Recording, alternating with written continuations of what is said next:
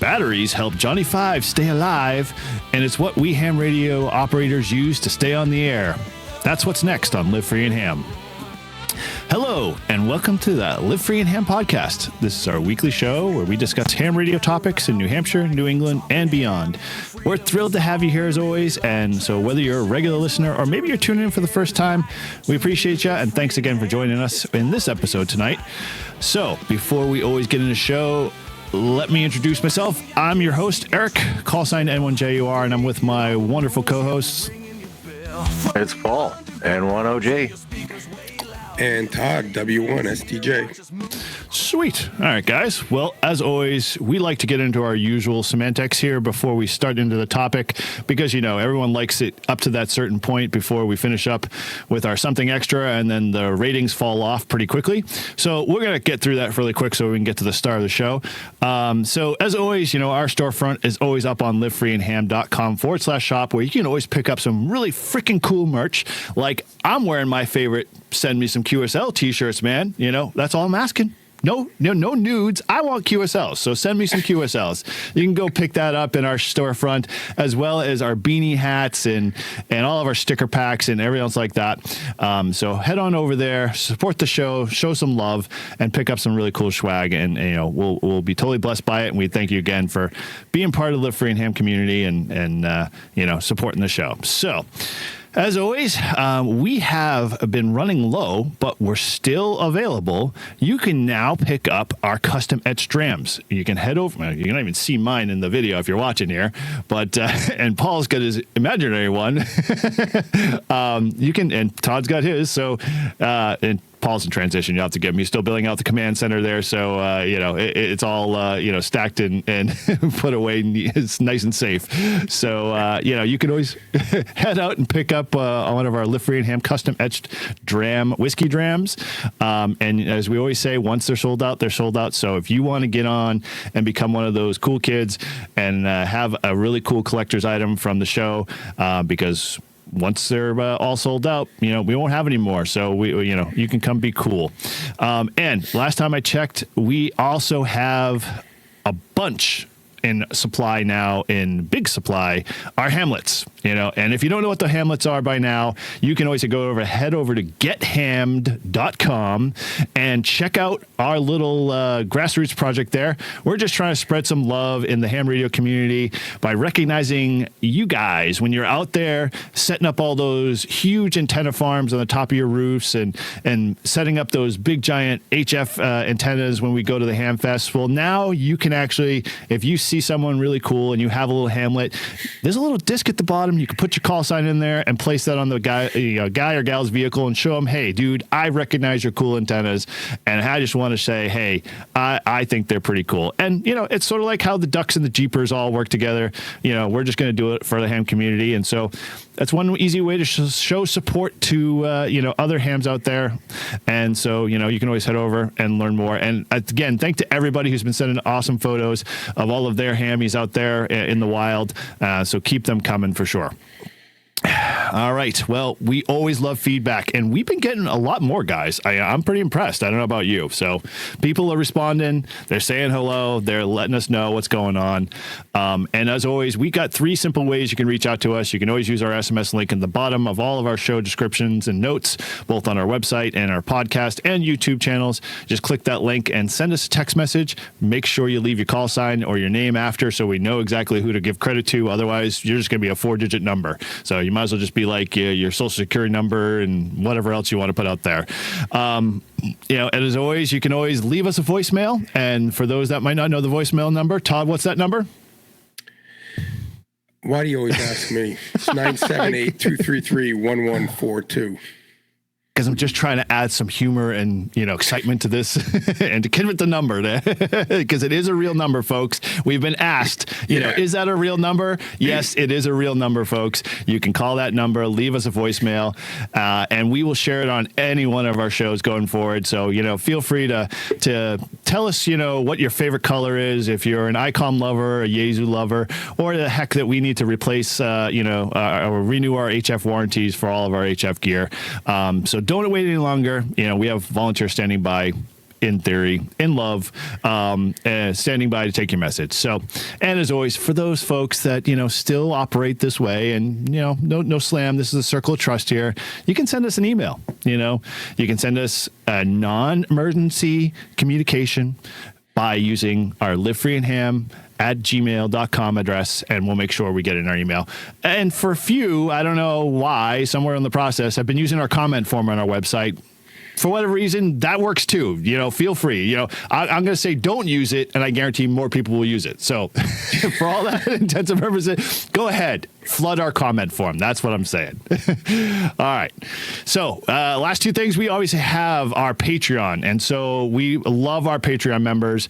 They help support this show, and they do some awesome stuff. And so with that, you can come and join in on our Patreon. And the cool thing is that if you're part of our Patreon member, you get access to all of our shows before the general releases in a couple weeks before. You get to hear all of the side banter and background stuff and the uncut raw streams of all of our recordings. So you get to hear all of the stuff and all the stuff we talk about, and Todd's retirement woes and all of the struggles that all of us deal with, and it's always a great fun. And plus you can always pick up some really cool discounts, because we always offer discounts for shirts and t-shirts and new releases and all the other stuff. So head on over there, and like us our last podcast mentioned, Bob said, hey, for as little as $3 a month, which I feel like, where's the ESPCA song we need to play in the background here? But, you can come support the show, and we would appreciate it for sure. And as always, every month we have a live stream. We don't know when we record it. It's always a surprise to us. So you need to obviously head over to our YouTube channel, click that subscribe button, make sure you ring that bell, and then you'll be notified when we go live. And we always have a blast, guys. I love hanging out with you guys on a live show, and we always, I think we bring some really cool people on the show, especially with the POTA Power ladies that we POTA Power, the POTA Power crew, and the women in the POTA party. As I'm trumping over my words again today, I told you, man, this can't remember shit stuff's really affecting my brain. All come on the live show. So we thank you guys that all support us during the live show, and you can come be part of the fun. So with that, let's kick into our first segment here, not episode, because we're still in the freaking episode. Ladies and gentlemen, can I please have your attention? I've just been handed an urgent and horrifying news story. Hey everybody, we got some news. Slow down, Boog. Let me handle this. We've got some news. I've got bad news and bad news. I have reviewed ship's personnel, Captain. Congratulations, you've got mail. All right. Go ahead, Todd. So we did get some news. We got a call sign AC4SH Ray, or Claude. Is it Claude Ray or Ray Claude? I could be. It's Claude Ray. Claude Ray. All right. AC4SH. He reached out to us, and he says, we have a Georgia State Parks on the Air event coming up on April 5th and 6th. That is he'd like to share with our show. So it's going to be a Georgia State Parks on the Air event coming up on April 5th and 6th that he wants to share. And we have a great website called gaparks.org and a Facebook group. So if you guys are down in Georgia, you're going to be in Georgia on April 5th or 6th, go check it out. And looks like they're going to have a Parks on the Air event. So it sounds fun. Sweet. I always love to see those things. Too bad I don't have any kids to see in Georgia, because I would have booked it for that weekend or whatever. That's actually a good. If we've got any Arkansas, or what's the other state you always do? Just Arkansas you go to? Yeah, Florida, Mississippi. Well, okay. I'm picking the kid up from Arkansas March 4th. All right. Well, you've heard it here first. Todd announces pretty good amount of time before he goes in most cases. So, maybe you guys, want to reach out and do an impromptu POTA, activation with them. Send us an email. We'll try to coordinate that. So, yeah, if that's something that interests you and you're in and around those areas and you live in those states, maybe you guys can, hang out with Live Free and Ham folks here, and we'll come do an impromptu POTA activation with you. So, Todd would love it. I'd love to see it. I think it'd be cool. Then March 20th through the 24th, this guy will be in Huntington Beach, California for a long weekend. Everybody and I plan on activating Huntington Beach So sweet. California time. Hopefully I'll have I'll get a battery before then, because this isn't going to make it going through on TSA there anymore. That battery looks like a bomb. It works well. It just, the whole casing is just falling apart. So if they don't have the battery, if it doesn't come in time, I might have to borrow one of yours. No problem, sir. Be happy to oblige. I'll give you my 100 amp hour. No, I just want small. A couple hours. Roger. Actually, what is it? I read, I watched a video from Travelin' Ham, and he took his 891 and a 4 amp hour battery and proved that he could run about 2.5 hours on it. At 50 watts. 50 watts. Not bad. 50 watts. Which, 50 watts isn't too shabby. It's not QRP. Look, I'm pretty excited for this one because I'm going out there. It's my brother's 50th, and so he's going to have a party on Saturday. But as soon as I get there, I'm setting up the radio. I'm getting my parks of Hawaii and Alaska. You hope. Hopefully. So if you're listening and you're in Hawaii or Alaska that weekend, just go activate parks, and I will try to find you. Please. So last 2 states. Send an email to w1stj.nh at gmail.com to coordinate skeds. Yeah. So, but yeah, it'll be fun. It's a beautiful. I mean, he only lives, like, I can bike to the beach from his house. So he lives like in a neighborhood that connects to a bike trail, and nice. you just take the bike trail right to the beach. So it won't be hard at all. Sweet. Very cool. Yeah. That sounds awesome. All right. Well, hey, again, thank you, Claude Ray, for your feedback there. We always appreciate it. And, like we say to guys, keep it coming. We love it. We love this feedback. It's always good to hear from our listeners in the community. So keep it coming, and, we'll make sure we read it on the next show. So, all right. With that, let's roll into our next segment here. Doing good. Good. Doing good. You do. That's good. Do good? Do good? You're doing good. Absolutely, I do. Good. Doing good, Bob. Doing real good. Right now, my only outlet is my ham radio. All right. Well, as we always do in this Doing Good segment, we all aspire to do good in ham radio. So whether, it's assisting in a disaster, providing communications for a local road race, or hosting our favorite and beloved POTA meetups, we all love to participate in ham radio activities. But, however, we sometimes always allow those stupid negative voices to overshadow all that enjoyment. So, I'm going to raise my fists and say, bring on those good deeds. Yes, bring them. And where can you do that? You can do that here. So we want to share, or we want you to share, a story with us. So whether you've done your first ham radio experience with a total stranger while you're activating a park, maybe teaching a student or family member, or maybe a neighbor about the joys of ham radio, or you got to demonstrate a new technician the thrills of HF at a club's field day, or you and a bunch of other people just got together, formed a club, and started doing POTA. We want to hear about it. And that actually leads me into a submitted story we just got from Sean Greathead, call sign Alpha Alpha 4 Alpha Tango. And he writes, I'm not sure if this qualifies for your segment, but about 5 of us have formed our own club this year. Way to go, guys. Nice job. We focus on having fun, learning and promoting the hobby. Check mark. We do a lot of group activation at parks, and we also are going to set up tables at things like homesteading markets and 4th of July celebrations, not to promote the club, but to promote the hobby. We plan on having and we plan on having radio going. Oh, there's a little bit of a run-on sentence here, but I'm sure it was just one long train of thought, but that's all good, John. So we were planning on having a radio hunting POTA. Okay. Sorry. Now that I understand how he wrote it, it says, like homesteading markets, 4th of July celebrations, not to promote the club, but to promote the hobby. We plan on having a radio, listening to stations as we're hunting for POTA so people can hear.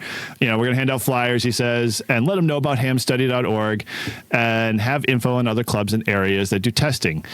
And the cool part, which is really freaking awesome, well, we lost Paul there. We'll keep it plugging away until he pops back in. We gave that club a fun name. And so I've got a photo, and we'll post this in our Discord, and you can check it out. They call themselves the Hillbilly Ham Amateur Radio Club. And he threw a photo endorsed here. And if you're on the live stream, you'll see the photo, or in the video here, you'll see it on the photo. And he says, my wife and I hunt and activate a lot together. And we've got Eric and Paul a few times, but not Todd. Come on, Todd. Really? There's your goal. This is your 2025 goal, is to hunt Todd. And so hopefully, he says he's studying for his extra, and if he's not, he's really slacking. Love the show and all that you do. Thanks again, Sean, AA4AT. Well, Sean, I'll be out there March 20th through the 24th out in California, so hit him up for me then. Hit him up. Yeah, So I'm going to try to. It's going to be warm this week. Well, upper 40s, so I might have to get an activation in. You know what this photo really looks like? You ever see that movie? What's the one about Deliverance? That was sort of like that one, but I'm not thinking banjos. I was thinking more. What's the one about the the kid who does football and becomes a pro football star? Michael Orr. Waterboy? No, not Waterboy. No, it's everyone knows what I'm talking about. Is they're probably yelling through their radios at the moment. So there was the movie out that was a really big hit. Michael Orr, the football player, told his kind of personal story. Blindside, yes. Well, that was sort of like Blindside. It's like, did you happen to know your Christmas card's got a black kid in it? Kind of like the video. You have to go on, our Discord to check this out. But it's a really cool photo. You'll get a laugh out of it. I'm gonna leave the comment on our Discord. You tell me which one is Sean. That's the whole club right now. That's their whole club right now. Are they? Listen, I wonder if they're taking new members. They could be. If shirts are optional in the club, I'm joining. Well, all right. If they're taking new members, I want a pair of overalls that comes with my membership. Yeah, or my call sign on the front, minimum. I want it embroidered. Yeah, I mean, I'll gladly pay, $60, $75 for the overalls, custom with the club on them. Yeah, totally. Awesome, I want to see their logo. Down. I think that logo is going to be cool. That's alone is it worth to be on a T-shirt. Give us a holler, Sean, if you haven't developed a logo. We'll help you put something together. But I think it'd be kind of cool. Where are these guys out of? Sean he doesn't say exactly. North Carolina. Okay. Yep. That's where I'm retiring, boys. I'll be joining if I'm around you. Now you got a club to go join. At least, yeah, according to his cure, it's Murphy, North Carolina. Sweet. Awesome. All right. Well, Sean, we appreciate 2031. that. I'll be down there. You laugh. Very cool. No, dude, I believe you. I'll miss you, but I believe you. We still do the show. Yeah. Well, whatever, please. Yeah. I can actually talk to you on HF. I know, you're right. Exactly. That would be we'd be the 80. I'd have to get the HF in my vehicle to talk to you. Well, that and we would have to sked our time, and then we'd have to yell at all the POTA parks activating. Hey, you're on our frequency. We're trying to have a conversation here. Right. This is our frequency. Exactly. POTA guys. We were once like you. We had better manners. All right. Well, as always, you can share your story just like Sean did. And the 3 easy ways is obviously leave us a voicemail at 978-233-1142.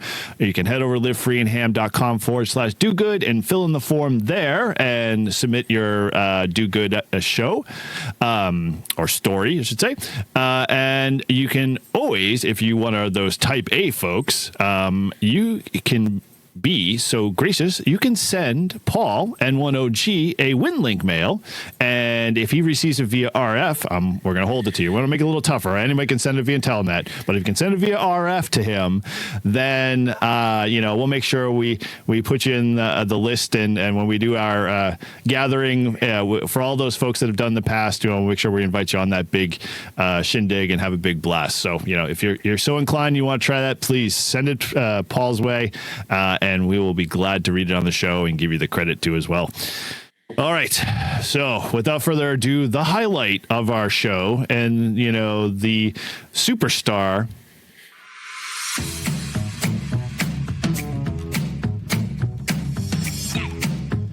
And now a little something extra with Todd, W1STJ.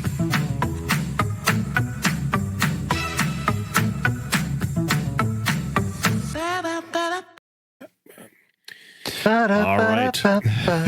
Catch, man. I had Montezuma's Revenge over the weekend, meaning the norovirus, and the only one song that kept running through my head over and over in between the times I was getting up to run to the bathroom was our Live Free and Ham song. Every time. And I was like, by the time I woke up the 24 hours later, I was like, I can't stand that song because my head just keep playing it over and over again because it's so catchy. Because I said to myself, that's a catchy song. The Live Free and Ham podcast, man. Exactly. No, stop. This is just going to do it again. My head's just going to have it in the background. All right. Well, you've heard it here. This is where we help our Todd study for his extra class license. Each episode, we pick 3 questions from the extra class question pool to test his knowledge, hoping he gets his upgrade. And if once he gets his upgrade, I don't know what we're going to do at this point, but we'll decide that later. Or maybe we'll leave it to our listeners to decide. If you'd like to follow along, you can always head over to hamstudy.org, which is a great resource to help and prepare for your test and is recommended by 3 out of 4 volunteer examiners because as always, the ARL just never responds to our comment at the time of any time of the survey. So without further delay, we hand it over to the guy who orchestrates all of the VE questions, apparently, in Todd's mind. Go ahead. Take it away, Paul. All right, we'll get the proper layout here. So, question number 1 for this evening. We're sticking with sub-element number 8, by the way. Yeah, I'm still studying that one. All right. So, question number 1: how can data rate be increased without increasing bandwidth? Oh! I know this one. I do too. Is it A, using a more efficient digital code? B, increasing analog to digital conversion resolution? C, it is impossible? Or D, possible, using forward error correction? Cue the music. Come on, button. No there we go. music. Finally. There we go. Apparently fell asleep. So I'm going to go with A, using a more efficient digital code, because nothing is impossible. Okay. Inconceivable. Eric? Yeah. Man, yeah, I'm going to go with efficient code. You are correct. Woohoo! Great job. So your explanation, the best answer here, given the restrictions being symbol rate must be increased, not bit rate, and bandwidth must not be increased, is using a more efficient digital code. A more efficient digital code would typically make the symbols shorter in time so that more can be sent in a given period of time without increasing the bandwidth. It is impossible, may become true at some point for bitrate, since Shannon information theory limits for power and bandwidth have been exceeded. But generally speaking, it is not just impossible to increase the symbol rate, especially when the symbols are inefficient. So, using forward error correction is a particular bad answer, since this one just introduces additional overhead, so no necessary effect on the symbol rate, and it only lowers the net bit rate due to the transmission of redundant information. So if you just remember symbol rate is about efficiency, it'll help you remember that. There we go. All right. Very cool. All right. Question number 2. Which digital code allows only 1 bit to change between sequential code values? Is it A, binary coded decimal code? B, extended binary code decimal interchange code? C, gray code? Or D, extended ASCII? Ski. I'm going to go with C, gray code. That's a quick response there, Todd. I don't know. I think it's that one. It's binary coded decimal code, I think. Or it's extended. All right. Binary. So are you saying A or B? I'll go with A. All right. Todd said C. Wow. And C is correct. Bam. Gray code. I've never heard of gray code. Now I got to get the third one right. I got to hear the song.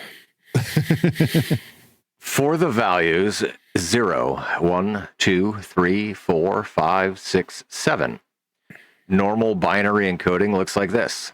001. I'm sorry, 000, 001, 010, 011, 100, 100, 101, 110, 111.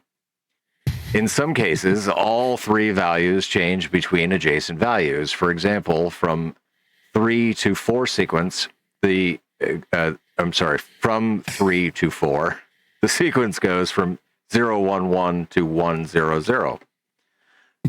So an example gray code, get ready for this, 000, 001, 011, 010, 110, 110, 111, 101, 100.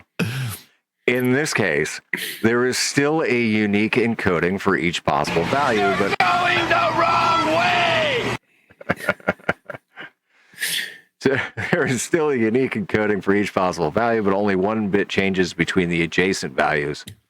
Gray codes are useful components for implementing hardware in error-correcting codes. This becomes some technologies like magnetic disks can't reliably detect more than one change every so many bits. That was a very thorough explanation. It's very appreciated. They need to take that question out because nobody's using magnetic disks any longer. Yeah, like a floppy get disk. rid of that question. It's floppy. I don't know what to tell you. No, I'm going to make I think Bring the CD back. I think you should be able to do the extra test in sections. Like section 1, pass it, check it off. Go to section 2, pass it, check it off. That's the way I think it should be done. Okay. At $15 per exam session. Yeah, You could take each section. I would pay it. Absolutely. So there'd be $150 total for all 10 but I would sub-elements. pass. Yeah, I come every week. Get your money's worth. All right, Todd. All right. You ready for the third and final question? Sure. Okay. Which of the following is a measure of the quality of an analog to digital converter? Is it A, reciprocal mixing, B, power factor, C, total harmonic distortion, or D, peak envelope power?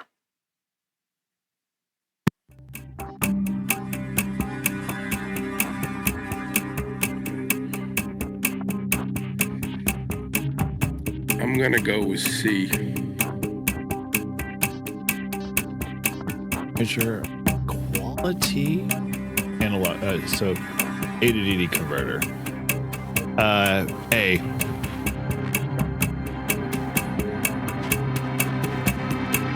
Wow. Todd nailed it. Dude. Great job! The correct answer is C, total harmonic distortion. So in an analog to digital converter, the goal is to find the most accurate binary number representation of the input signal. The most accurate output will, by definition, be the one with the least distortion. So some word association, digital distortion, they start with D, so it's something to remember. And you can think about harmony between analog and digital. Okay. So there you go. Nice. What do you think? I could use a good ass kick, and I'll be very honest with you. Yep, it could. So where does that place us? I couldn't do that in the live stream, right? I can only do it on the recorded ones. Didn't I go Pressure, 0 for, man. did I go Pressure. 0 for 3 at the live stream? Live stream? Yep. Yeah, I think I went 0 for 3. And in the recording before the live stream, you went perfect 3 for 3. And in this recording after the live stream, you're also perfect 3 for 3. So, however, basically Eric that means we was can't record your live stream. Yeah, well, I'm still a freaking extra, so I could. Hey, he only got one right. Yeah, it so doesn't why matter. not? You're a huge embarrassing failure. Yes, I am. All right. So, All right. So if you're on your journey to studying your Technician General Extra Class license, in that case, hamstudy.org is a wonderful resource for getting your ticket, as we use it on the show. And so, as we always like to say, if you've recently got your license, or maybe you just upgraded, and we want you to be recognized. So we want you to send us an email, or you can hit us up on the Discord, or send us a text message, whatever, so we can share in your glory and honor you in our next episode for all that hard work and effort you put in. And you can and we'll make sure we always do that every show. So if you haven't done it, please send it our way. We want to share with everybody all your great success and celebrate another one to the ranks in the ham radio community. So very cool. All right. Well, in our usual way, we always ask the rounds, how is your ham radio week going? And we'll start off with you, Paul. How's the ham radio week going for you? Well, I would say it's been pretty good. Well, I haven't actually gotten to play any ham radio yet. Here I am in the Mobile Grouch Command Center, and we have a fully functional studio, also known as MGC. We will forever call it MGC. The Mobile Grouch Command, yes, MGC. So the next thing to go on the desk is going to be the radio. I'm still working out some complications with that, because I'm trying not to punch a hole in the RV to run coax and other things outside. Mm-hmm. And so there is a factory pre-wired cable television 75 ohm jack on the outside, and there are 2 drops on the inside. Of course, they're on the other side of the trailer. Of course. But that's all right. That's all right, because what I'm going to do is I'm going to go from here to the next closest drop with 75 ohms. So it'll be 75 ohm from the radio to the drop, and then 75 ohm to the outside. Yep. And then I have to do some calculations on what the remaining length of 75 ohm coax that I need in order to get the resonance where I want it. So you're building a half of a dipole then, basically. Yeah, kind of. Take, yeah. Yeah. Okay. Nice. Or yeah. Okay. Hey, dude, I'm looking forward to see how it comes out. It's always something new to learn, Who would have thought that you could use, cable coax as your coax for your radio? But it can be done. Now, what are you planning on tying on the is there an antenna attached there now, or is it just a receptacle like the little thread end on the outside? Yeah, it's just just like your home, coax the old connection. Now, can't you just take that coax out and replace it? Oh, what a nightmare that would be. He'd have to rip into walls. He just bought the trailer. My gosh, you already want to turn it into Swiss cheese? It's inside the walls. Oh, yes. It's in the walls. It's in the ceiling. Oh. Yeah. Yep. And I thought it was just... That's where there's a jack on the outside. And so I did buy adapters just to, make things a little bit easier so that I could go from, 75 to 50 with a quick little adapter. But yeah, it's gonna be some experimentation, a whole lot of use of my AA55 zoom antenna analyzer, and I might even get to play with my tiny SA. Who knows? Oh, nice! Taking all the tools out. The other thing I saw is I can't remember where I saw it online somewhere. Where somebody had done where you have the bunkhouse configuration. You got 2 windows in the back that are up above and below each other. Somebody popped out one of those side glasses and put a plexiglass in there with bulkhead SO239, so he could slide the window back and forth. But he was able to kind of turn it into like a panel without damaging the other glass. I don't know if yours has the capability. His is a little older trailer, but I don't know if they allow you to replace those panes of glass at all.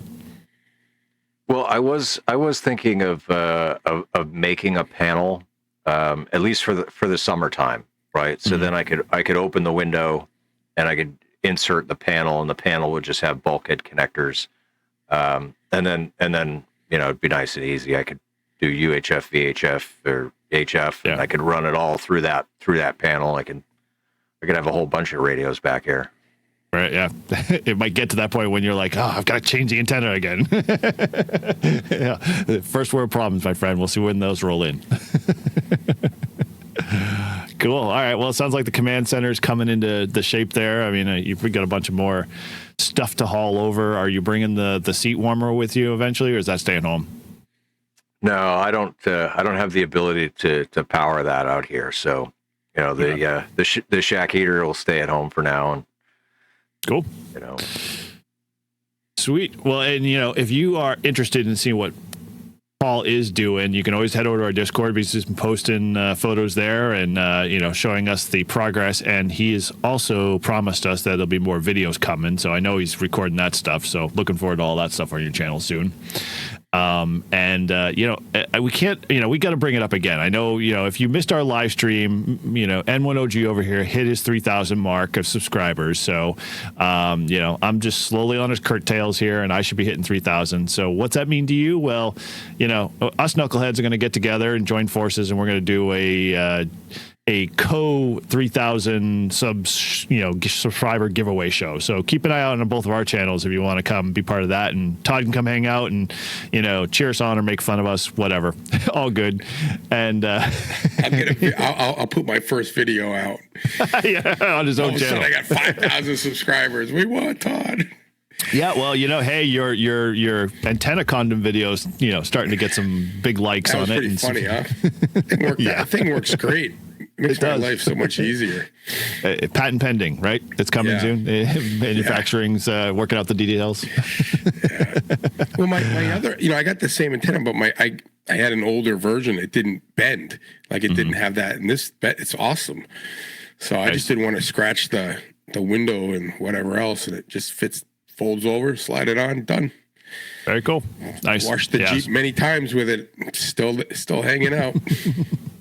So, that brings us nice tie in here. Todd, how was your ham radio week, man? Let's see. Well, my ham radio week has basically been mesh-tastic, trying to learn it. And so I got one that was already pre-built. And I had the first one I got, which is the one Paul told me to get with the GPS. I didn't have a case for it. I ordered the case. It just takes a while to come from England. I got the case, and then the battery that I had, the 3,000 milliamp, didn't fit. And I tried to get it to fit. It was not happening. So I ordered some next day delivery from Amazon. Got a 2,000 one. It fits good, and I put it together. Wow. Yeah, you just don't see the screen. Yeah. Background's taking it out. Yeah. Anyway. Nice. So I put this one on, and the reason I got two is because I don't have there's no nodes here, or I can't reach anyone here. So I wanted to see if it worked, and it does. And I'm going to put this one, because it has a GPS, I'm going to put this one in my Jeep, and this will be my mobile one, and my other one I'll just leave in my pocket and just bring it around wherever I go. Sweet. But so it's been cool. Got them to work, flashed them, and still trying to figure out what the hell I'd use this for. I did come up with an idea, like if I was hunting and I was in a no zone and I was hunting with someone else and I didn't want to use a radio, I guess I could text them. Yeah. There's definitely that component. There's a bunch of other cooler things in there, but we'll I'm going to keep watching. I'm looking forward to our tech night with it to see what people bring and do, and and then and Bill was at the barn, which is we meet some of the club members meet at the barn on Saturdays, and so he brought. I was telling him about this mesh-tastic and how it was working, and he's like, oh, he goes, let me go get mine in the car. And he had this like gooseneck antenna. I'm like, where'd you get that thing? He goes, I bought it. I don't know where I got it. So went on the website and it's like $35. I was like, there's no way I'm paying $35 for this stupid antenna. So I went on, what is it? Not Temu. What's the other one? AliExpress. AliExpress. So I go to AliExpress and I find the exact same one. And they're offering it to me for $2.99 free shipping. So I jumped all over it. So I'm going to be getting this gooseneck one that I'll put on this bad boy and stick it in my Jeep. So I said for $2.99, you can't go wrong. Wow. So I totally. But yeah, so that's basically all I've been doing. I've been my shack's a mess still. I keep trying. I'm really trying to plan on how I'm gonna clean it up, simplify it, make it more clean. And it really comes down to, I think, a monitor and a new shelf to put the monitor on, and how that's all going to look. So, yep. But besides that, just sitting on a repeater. Did the net again tonight, which was all good, and that was about it. So, cool. With that said, Eric, how was your week? Pretty good, man. Like I mentioned or alluded to before, my weekend was tied up, basically, expelling all of my guts for 24 hours straight. So I didn't really get a chance to play much radio this weekend. But I've been dabbling kind of more in the background on trying to organize what Todd had mentioned earlier. Our club in March, if you're in and around the area, we're doing our first tech night. And so we're pretty psyched about it. It should be fun. And we're focusing on Meshtastic. It's funny. It's like it was the big thing at our Winter Field Day, and everyone was like all over it. And there was, pretty much a buzz, and it's just like, well, dude, we should just do a big Meshtastic thing. So I'm working with a bunch of guys who are big Meshtastic folks, and they're thinking about, building external nodes and bringing those for demos. But, the whole goal, I think, for that night is going to be pretty fun. We're going to basically just bring your Meshtastic gear. We're all going to program in the same way. We're going to, make it work. So when everybody leaves there, we can all talk to each other when we're in the area and not be like Todd, it's like, hey, my device talks to my device, but what do I really do with this kind of thing? So, we're exploring options and building the network here in the Northeast. Yeah, I know that Nashua has a bunch, and so does Manchester, because when I go to Manchester, it blows up. Yeah. So I'm going to just send out an all call, like send it to everyone, see if someone responds to me, because no one's responded to me except Bill, and he's sitting right next to me as a test. I know, right? So I'm going to play around with that, see if I can have some fun. But, anyway, it's I'm kind of looking forward to it. It is kind of cool. I'm pretty impressed that I was able to, I'm not very tech, building stuff, that I was able to shove that little board and get it to all work and plug in the antenna. But I did find it does come with an antenna like this, and I didn't know what it was, and I sent pictures to Eric and Paul, and I asked Bill, and he didn't know what it was, but I did find out what that little flexi antenna is. That is an antenna if you were going to have an internal antenna inside the case. So it's a crappy one. You would kind of wrap it around the, maybe along the outside of the case, and then it would work. So it doesn't have as much gain as the little nubby ones or the other ones I'm going to try. So nice. Now, Very Eric, cool. You've also been working on the build it on your workbench. What are you calling it? Oh, yeah. So our what's on your workbench for our club stuff. There's a kit. You're talking about that kit, the SMD kit that we're building. That's been a pain in the butt to get. Like we started that process with our club, and so one of the things we do with our club that we love to do is, like, in our winter times, we're all in our shack. So why not better than do what we call what's on your workbench? It started out as everyone just kind of sharing, but then it turned into like, well, why don't we do a soldering project? So it's been pretty popular every year, and so we pick like 1 or 2 kits in the winter time, and this one we picked 10-watt QRP. No, 4. Was it 4? Oh man, I forgot the name of the company. Is it 4 Winds or 4 Mountains QRP Club? I think it is. Yeah, it is. It's a 10-watt QRP attenuator, correct? It's 4-state QRP is where we got the kit from, and it's 10-watt, not attenuator. I think it's a dummy load.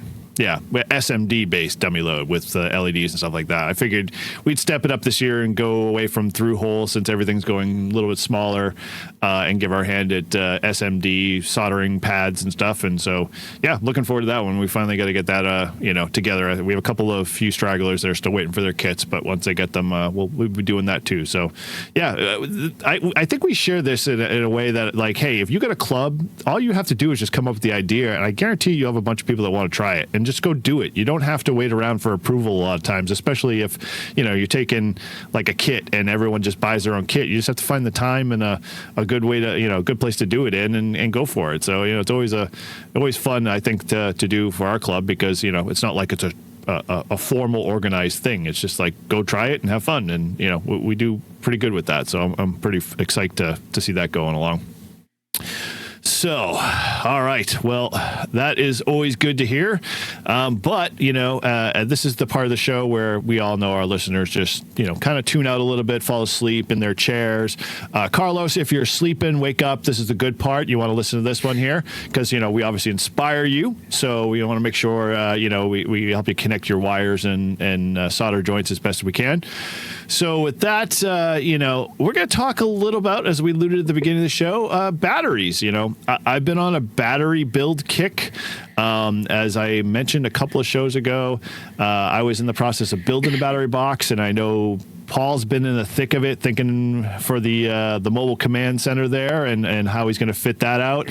And Todd's been obviously trying to nurse batteries back together, and he's going to be tripping soon. So he's going to want to change that around. So I figured, we mentioned, I think when we did the POTA episode about gear and stuff like that, we were going to talk more about batteries, but we must have fallen off the radar or something like that because we could have devoted a whole show. So we figured, heck, we're going to talk about batteries tonight. So, if that's not your thing, totally fine. But we're going to geek out a little bit and share some of our stuff and kind of what we're working on and what we're looking to build, because part of that in battery builds, there's like obviously the off the shelf stuff which we all have for our POTA gear and activations, but then we all have the desires to want to build those those geek battery boxes that you see on other YouTubers channels and build systems that are help us be more self-reliant, and so let's talk a little bit about that, guy. So who wants to kind of take it first? Where do we want to go with this first? Because we're going to kind of just be a little loose tonight on the format and show. So who's got wants to start somewhere? Well, all right. First off, I think we need to break it down a little bit. Okay. Because all right. So for me, I'm looking at batteries for multiple different things. So RVs come with the lead acid deep cycle marine batteries.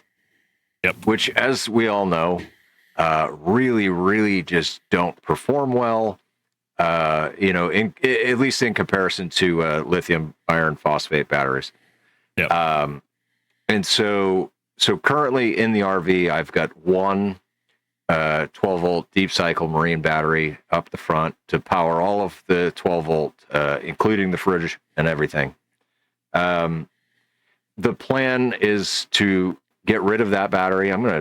I'll throw it in my boat or something, I'll keep it, but I want to put two at least 100 amp hour lithium iron phosphate batteries in the front to power all of the 12 volt throughout the trailer, because especially wanting to do off-grid stuff like I plan, I want to know that even when the temperature's cold, I'm still going to put 13 volts to all of my devices, right?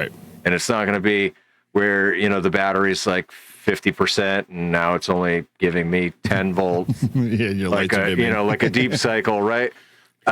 Which, because it tends to cause problems, especially like with the, the compressors in the refrigerator, where if you're not putting good voltage to it, you'll wear it out and it'll very shorten the lifespan. Mm-hmm. So there's that aspect of things. And then, there's building the battery boxes and things like that. And then there's the batteries that we just buy and we take out with us for POTAs. And then hold on.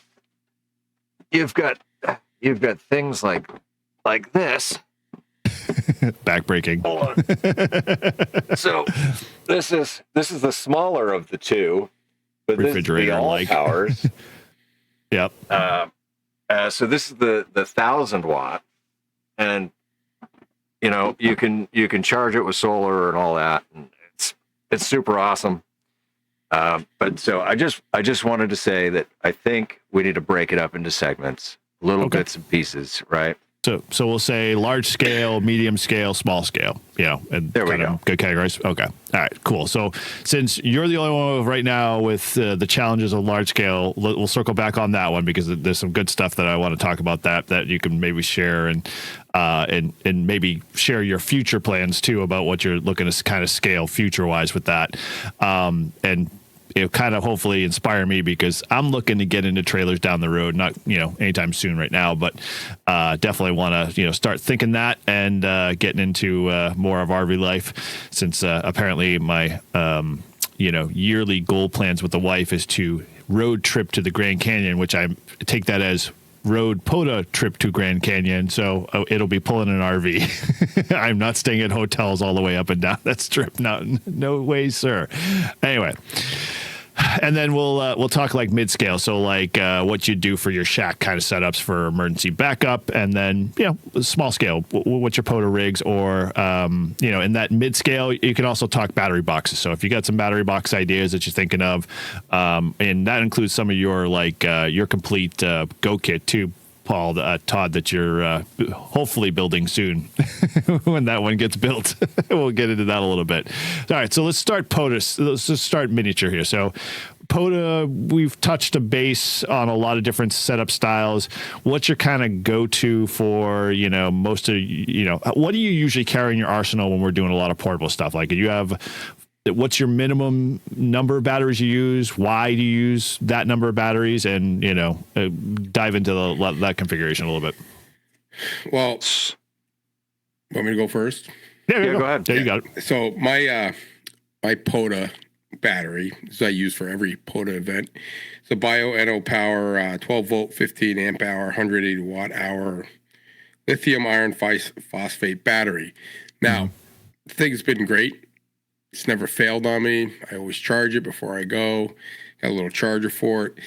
I do have to say that living up here in the Northeast, if it gets cold, and sometimes it's cold, the casing starts to crack. And this battery starts to look like a bomb. Right.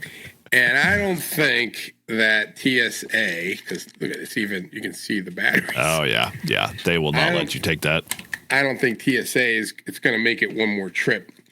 So I'm looking to shrink wrap this one and use this one for, when I'm around here. And, there's nothing wrong with the battery. It still works. I just don't think the TSA would be thrilled. And I'm afraid if I shrink wrap it, it's not in the quote unquote original packaging. They might think I messed with it or something. So I'm looking to get a Dakota lithium battery, but they're out of stock, and they have a little 10 amp one. And okay. So I figured that would get me to do a mobile POTA, a few hours, 100 watts. Get enough to get an activation in. Hoping it's a little bit smaller. I think I got to look at it. I measured it. I think it's a little bit smaller, and that it's all like solid plastic container, so it's not going to peel or whatever. So it might be better. And Marvin told me about it, and he's one of his sponsors on his podcast, and I saw one at Winter Field Day that he had, and I checked it out and looked at it, and he had a bigger one.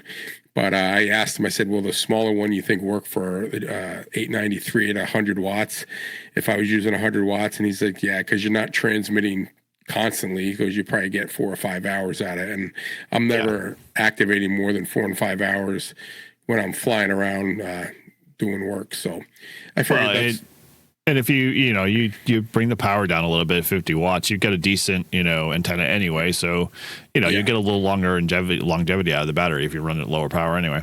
Yeah. And so anyway, so that's the plan right now is to do that. And now, how many batteries do you currently have in your farm stable that are radio specific? All right. Well, I've got the Bio. I'm looking to get that little 10 amp one. And then I have a big one. It's a Wise lithium iron phosphate. It's a 12.8 volt, 100 amp hour battery. That's the one you used for field day, right? Yeah. And that thing lasts forever.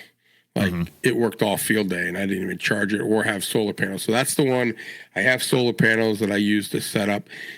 But I was wondering, and maybe Paul, you could answer this, and I'm sure I'm more like, I know lipo batteries, and I know that lithium iron phosphate are similar. If you don't use them all the time, on lipos, you're supposed to discharge them down to like 50%. What about these? Do they have to be discharged down to 50%, or can you just keep them charged? Well, so my understanding is it depends on the length of time that you're going to have them in storage. For the most part, the lithium iron phosphate batteries tend to retain a lot better, and so they'll hold their charge for a much longer shelf life than like a lipo. Right. Well, this battery has a whole bunch of. It just says blah blah blah. What does it say? And as the technology gets as the technology gets smarter and smarter, they have a lot built into the battery maintenance system. Yeah. Well, I know that the lipo. So this one real quick. It says store at greater than 50% capacity, and then recharge every 3 months. So I have a.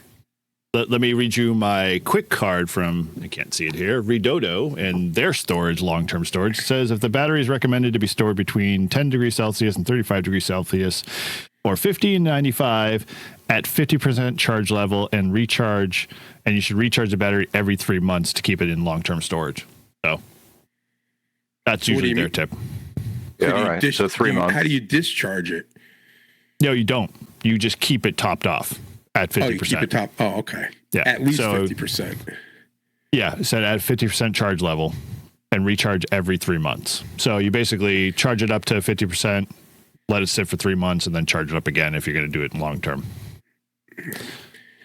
So I know on my lipo batteries, like on my lipo battery chargers, I can set it to storage, so it'll actually discharge them.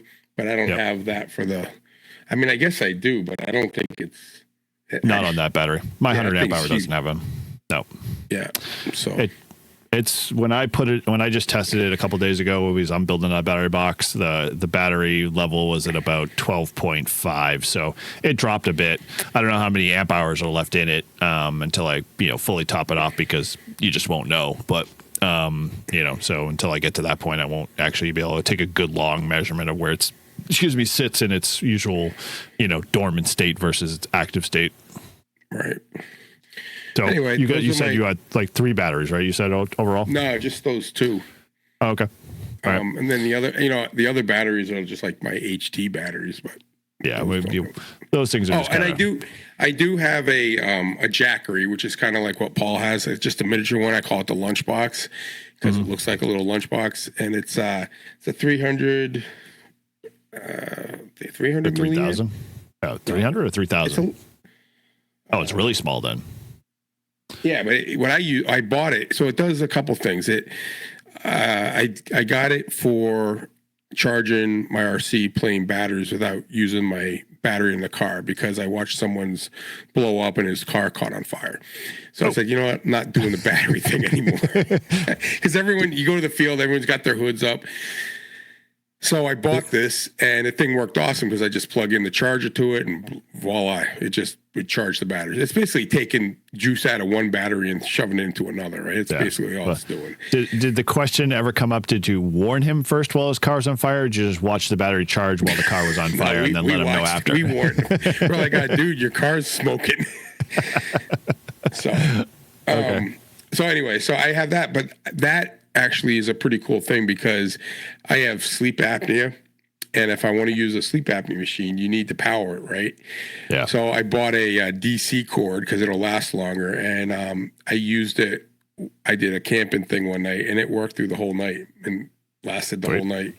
And then I've got some attachments, so like I can use it for ham radio too. Like I can plug it, I can have the DC plug in and then put the power poles on the outside, and you could use that too for an emergency or whatever. But it's got like USB ports and stuff. I mean, it's a little older than newer ones that have come out. And I've actually seen, I think one of the Jackeries, I'm not sure which one, maybe the one of the big one, has power poles built into it.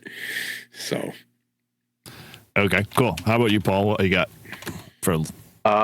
Well, so my go-to for doing parks in the air is a 12 amp hour. Okay. It's fairly inexpensive. It's fairly small. Yep. It's not heavy. So that's my primary Parks in the Air battery. I'll keep that in my bag, and then I'll keep the 20 amp hour in the truck. That way, if I need it, I have it. It also is, it's about the same size, maybe a little bit smaller than like an ATV battery or a garden tractor battery. It also looked a little lighter the way you were wielding it versus the other one. Yeah. But yeah, it weighs hardly anything. So those would be my two that I would always take out on to a park. But then I've also got a 100 amp hour that I'll take out for field days and stuff, right? The old cycling bat mini. Nice. I freaking love this battery. I got it on a Black Friday sale. Got a really, really good deal on it. Mm-hmm. I wish I had gotten more because it's such a good battery. Yep. It really is. And not super heavy either for what it is, I've seen some of the Rododios or whatever that for 100 amp hour battery they weigh easily a pound heavier. They do. So, but those are my three primary for parks. Okay. Now with and actually sidebar, I saw on Amazon, I should have sent you the link. Rododo's doing their 100 amp hour battery that I've got, and then we were talking about their 40 amp charger. They're combining it together for $214. Oh. Which is like the charger alone is like 190 something, and they're throwing the battery in with it, which puts the battery somewhere mid split. So it's like, another 100 amp hour battery and the charger at the same time. Yeah, I maybe could do that. So who's doing that?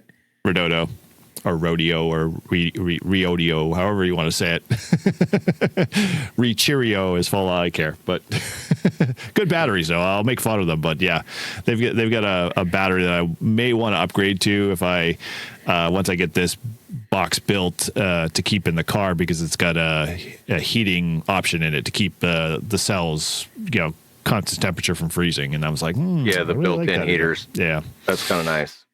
Yeah, that was kind of at the time when they were selling that one. It was like almost $80 or $90 more, and I was like, I'll just skip on that one. And now I'm kicking myself for it because it probably could have been well worth the investment. But hey, you live and you learn. Yeah, I mean they do make battery blankets. They do. So I mean you can run it with 12 volt. Right, exactly. You're using your battery to keep the battery. It's a vicious cycle. It's probably not efficient either. All right, cool. So you basically got a couple of good batteries there that are very portable in the nature. So my setup, I've got four batteries, 5 now. I've got 6 amp hour Denko that we did as a workbench build in our club last year, which was a really good. Cool battery project to do. And if you want to find out more of that, just go up to denko.com. He does battery kits and you can build your own for pretty good, cheap, money. And it's a, really good, well quality, battery. I've got, the small little, I think it's 4.5 amp hour or 5 amp hour, brick for my FX4CR that I use that I keep forgetting to take out of the bag because it stays with that radio. So I got to remember to charge that before. And I've got all my batteries now laid out in my, corral, and I'm sure that one's not in there. So I got to remember to move that. And then I got to step up to that, which I have the 9 amp hour. And then I've got, sadly, someone went with me to HRO one day and I was like, ooh, they do bioenos. And I went, I want that battery. So I have all these extra batteries that I thought I was going to use. Maybe I will use, but the old adage is 2 is 1 and none, 1 is none is the attitude. Yeah. So that's kind of how I treated the batteries. My problem is I don't have enough chargers to keep all of them charged efficiently at the same time. So I have to just remember to rotate through. Then I've got a 12, a 20, and a 15 amp hour. So, I've got decent batteries. But the funny part is I always keep grabbing the 20 amp hour. Any activation I go on, that's always the one that's just I go to. It's getting beat up like Todd, so I had to re-shrink wrap that one, and that wasn't terribly too bad. The hardest part was just to peel off the label without ripping it, because the plastic is just so unforgiving. But I've got that, and I just, like I said, mentioned as I'm doing a battery box build, but we'll get into in the mid, tier of our, build process here. The battery box I'm building, and I bought a Redodo 100 amp hour on a, Black Friday sale. I got for a really good deal, so I jumped on that and slowly building that box together and learning, wiring and distribution and current flow and appropriate bus bar fuses and all the other stuff kind of goes with it. We'll dive into that a bit, but yeah, I try to keep my batteries conveniently sized to a certain length because of where they have to go into in my bags that I carry. So, whether I'm carrying my camera bag with my POTA gear in it, or I'm carrying a small little beach bag, it's scaled to that size, and I don't kind of veer off of that. But my go-to has always been Bioenno, and I should try other batteries out there. I mean, obviously Redodo is one of them, but not on a smaller scale. I got to take a look at another, although I'm trying to think, actually Redodo, Dakota Lithium was the only one that kind of came to mind that it was recommended by obviously Marvin and a few others. So I may have to scoop it up, or I'll just live, and see how you do and maybe buy one later down the road.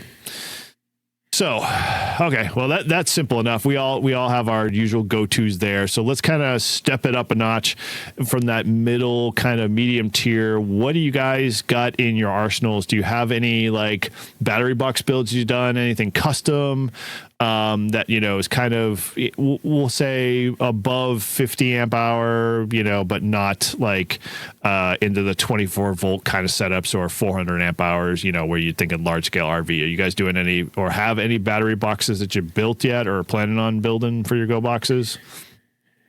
Well, for my 100 amp hour, I found a case on Amazon. I think it was on like Black Friday. I think it got like, it's a marine battery box and comes with a strap. So you strap the top comes on it and it straps in. So I just leave it in there, and I've got a bunch of different parts I was going to use for my Go box, but I don't need them. But they're like, the connectors to put the connectors in, the ampage, all that kind of stuff that I'm not going to use on my thing. So I still have them. So I think what I'm going to do is play around with that cheap box and build a first battery box as an experiment and see how it works. And then if I like it, get some ideas, and then I'll build a bigger one. But I do keep it in this marine box, though, which is nice because it just with the strap, you can grab the strap and carry it around, and then when you open it up, you can just. It's like that little black housing you kind of see like with the battery holders. Plastic. It's nothing fancy, but it was awesome because it literally fits perfectly in there. Like I think it's, they must know the dimensions, and this is probably something they might use for a boat or something. Right. So that's all I got right now. Okay, cool. And so that's all either wired up for power poles or optional alligator clips or something. Yeah, I got I've got like USB things set in, that I can put on it, and from there. Okay. How about you, Paul? What you got mid tier?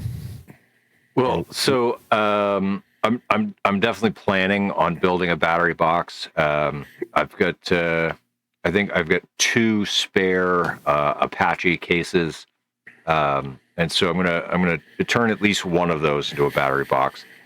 But one of the things that I'm actually really proud of is I took 4 car batteries that I got from Casey1 NID, which was really nice of him to give me those.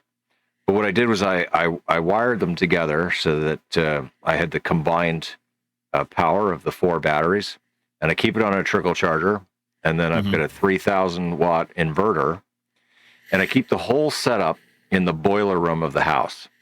Oh, nice. That way, if the power goes out, all I got to do is turn the inverter on, unplug the water heater and unplug the heater, and plug them into the inverter. And then we've got heat and hot water at least while the power's out. Awesome. Nice. Cool. Those are the AGM ones he was throwing around with field day. Okay, cool. Yeah. The BMW batteries. Yep. There's a good tip, guys. If you got a friend, automotive mechanic in your midst, in your clubs, I guarantee he's got a bunch of batteries they just try to get rid of and they can't. And I guarantee there'll probably be decent batteries. So they don't have to pay the recycling fee. Exactly right. And so for a ham radio operator, dude, they still got some life in them. I know they lasted our field day all weekend when he dropped them off for us to use them, and you're still using them loud and strong. So yeah, find an automotive mechanic who wants to get rid of his batteries, and you'll be in heaven, coming up with some good sized batteries that'll last you a little while. Yeah, and for that purpose, like if you're just gonna have a battery bank that you're not gonna be moving around at all, it's absolutely perfect. And I mean, it didn't cost me anything other than the wires to connect it and the inverter. So, did you run 8 gauge, 2 gauge, or 0? I want to say I think it's 2. Okay, 2 gauge. So pretty thick stuff. Good Yeah, stuff. it's pretty thick. Yeah. Yeah, I bought my recent purchase that I've fallen in love with. It was a hydraulic crimper, the copper ring crimper for battery cables. I love that thing. It makes such a freaking phenomenal clip, and all of the crimping tool dies are like pristine, and I can go up to 0-aught in gauge size, and I was like, oh man, I want to find a bigger cable just to like crimp a good end on it. And I was like, this is amazing. So if you guys need a battery crimper, let me know, because literally it's like it took away all the old guys in the club when I was like, hey, I need a battery crimper to do battery cables. They're like, oh, just put it in a vise and hammer the shit out of it. I'm like, dude, no, that destroys the cable and and so when you hit this thing, it's like butter, couple of presses, and boom, that thing is like, professional. Nice. So yeah, good stuff. Okay, so you are maybe thinking battery box future kind of for yourself, or obviously you're in the command center, and that's probably in your vocabulary now because you're thinking, obviously a lot more portable stuff. You got any ideas on what you want to go with or where you're going with it?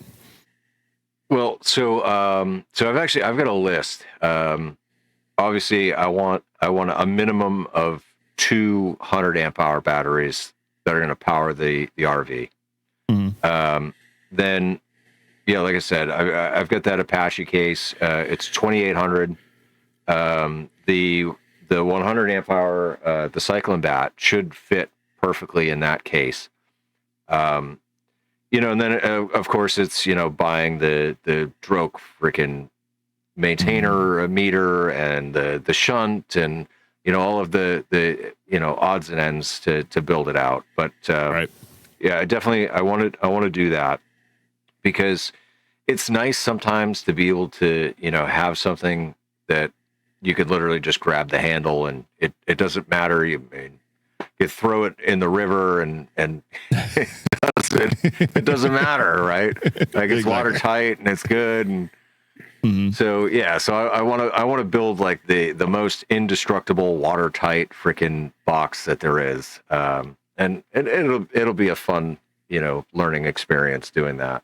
Very cool. Well, and then also, I also got to figure out. I've got a 3,000 watt inverter that I bought for in here. Mm-hmm. So because, like I said, 2 batteries is the minimum that I want to start with. Right. At some point, I think I'm gonna try and go to 4 batteries at a minimum of 100 amp hour apiece.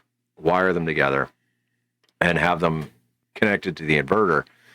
So that way, even when I'm completely boondocked, in the middle of nowhere in the White Mountains, and I'm camping up there to do the 4,000 footers, I'll still be able to plug in the coffee maker and power that off the 12 volt, and I'll still be able to microwave, baby, at the same time.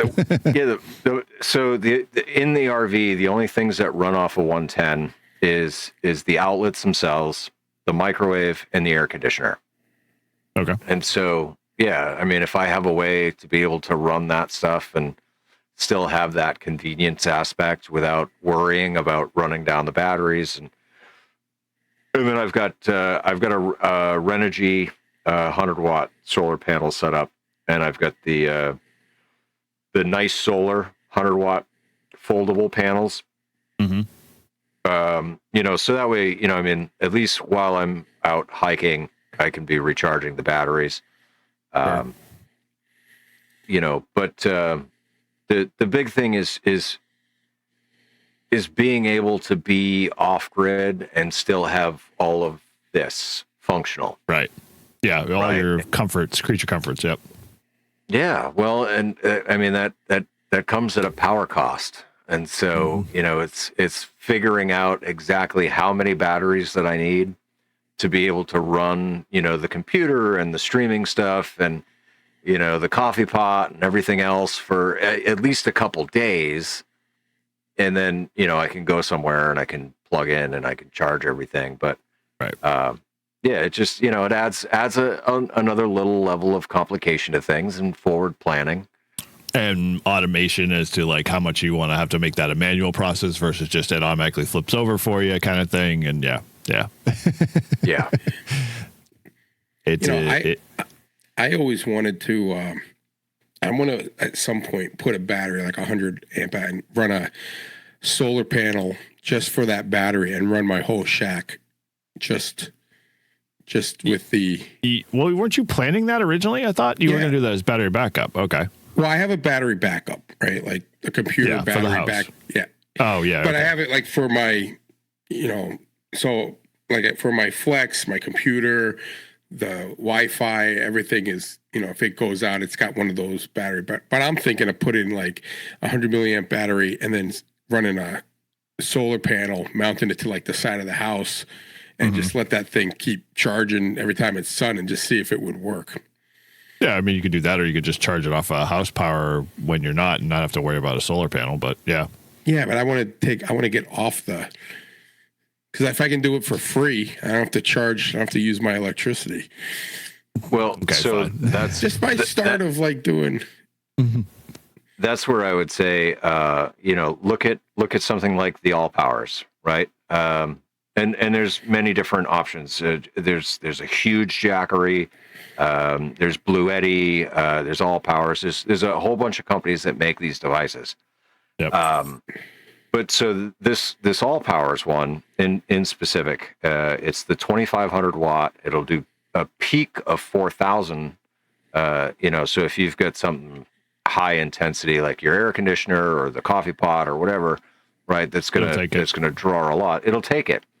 But one of the added benefits of it is I can have it connected to shore power while I'm connected to shore power, and then connect my computer and whatever I want to the All Powers, and it acts as a UPS, and so it'll maintain that trickle charge while it's connected to power. But as soon as the power goes out, bypass. Nice. And there's no drop in power.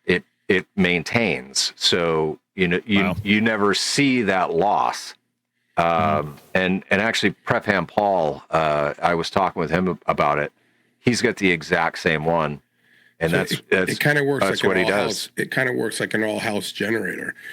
Well, right? Like those don't, when the power goes out, you don't even know. Right. Yeah, it won't do your whole house, but I'm just saying it works the same way. Like if you have a whole house generator, I mean, those whole house generators, like once a week, will turn on, turn off your regular electricity, run off the generator, then go back, and you don't even know what's happening. So you saying that it's kind of the same way. Like, so if I had one of those running my shack and had it just plugged in, then it would, if the power went out, all your shack stuff that's plugged into it would stay running until the battery died. Right. Yeah. You have a UPS anyway for the rack and all the stuff in the rack. So that would run out. Well, actually, that would probably never run out because it'd be just pulling the battery juice from the All Works until the power, it's depleted. So you could probably get runtime, 4 or 5 hours. What's the difference between like the Jackery, the Blue Yeti, Like I'm looking all powers. Like what are they just different companies that do the same thing, or is it like Yaesu and your brand there, Paul? the other radio company. Yeah, I mean, there's a lot of similarities between the brands. The thing that you got to look at is, will it take a higher peak voltage? How long will it last? Will it act as a UPS where it'll give you that uninterrupted power supply? Right, I believe that's what UPS stands for. Yep. And then what is the total capacity? So how much can you run off of it until it dies? Right. Well, like this one, there's one here. It's all powers S2000, 2000 watt peak, 4000 watt. Yep, huge. That's the one I have. It's got a 30 amp plug. It's got 4 20 amp plugs, plus USB and other incidentals. Yeah. Now, is that the one you just held up? No. He sorted it. He was struggling. Yeah. No, he did in the beginning. He held one up. Yeah. We were talking large stuff, but yeah, you sort of muscled that man that handled that one. Here's the big guy. Yep. Yeah. Yeah, that's it. Wow. Hey, Todd, are you saying... Shut up and take my money. Well, and I'll tell you, temporary offline, TO, he's got 2 channels. He's got a ham channel, and he's also got Living for a Living, which is his RV channel. And that was where I had seen these all powers. And he did a very, very thorough testing of, the capacity and charging and discharging and what he could do with it. Very, very, very good video. I'll find the link to that. I'll I'm just thinking, like, let's say you were going to build a shed and that was going to be your shack, right?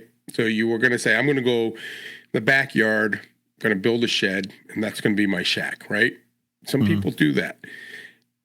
But it might be easier or cheaper to buy one of those battery thing to run the electricity in your quote-on shack, your backyard shed, without running electricity to it. Yeah. I mean, and if you threw a couple solar panels, solar panels are pretty cheap these days, on the roof to charge that thing and just let it sit. Every time the sun would come out, it would be charging it and you'd be using it and you'd probably never have to do anything to it. Yeah. I would say if you had no cheap, easy, feasible way to get electricity to the shed, yeah, that would be an awesome fit.